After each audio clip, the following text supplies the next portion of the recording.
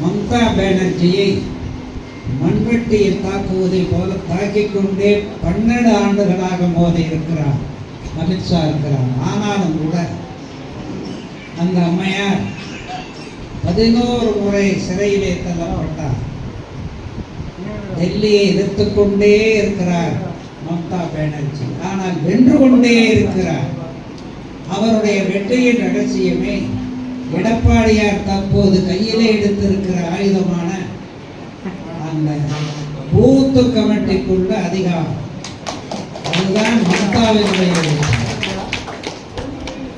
ஒவ்வொரு ஊரிலும் மம்தாவினுடைய இயக்கத்தை கட்டி காப்பது மம்தா அல்ல, பூத்து கமிட்டியிலே இருக்கிற உறுப்பினர்கள் தான் என் இயக்கத்தை கட்டி காக்கின்றன என்று பல முறை கூறுகிறார் மம்தா பானர்ஜி. இதை மனதிலே வைத்து நாம் செயல்பட வேண்டிய கட்டாயத்திலே இருக்கிறோம். நல்லா யோசனை பண்ணி பாருங்க. 11 வழக்குகள் 11 முறை சென்ற அந்த மம்தா மோதியை ஜெயிச்சுக்கிட்டே இருக்கிறார்னா பூத்து கமிட்டிக்கு எவ்வளவு முக்கியத்துவம் அவர் தருகிறார் என்பதனை நாமும் கடைபிடிக்க வேண்டும் எடப்பாடி விரும்புகிறார்.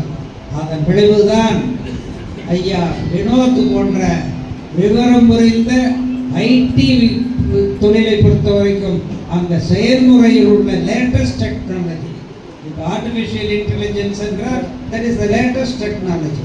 பலவித நுணுக்கங்கள் வந்துவிட்டன. அந்த நுணுக்கங்களை கற்றறிந்து அதை செயல்படுத்துகிற போது இதுபோன்ற செய்திகளை மேலும் தெரிந்து கொள்ள எங்களது யூடியூப், ஃபேஸ்புக் மற்றும் ட்விட்டர் ஆப்களை சப்ஸ்கிரைப் செய்யவும்.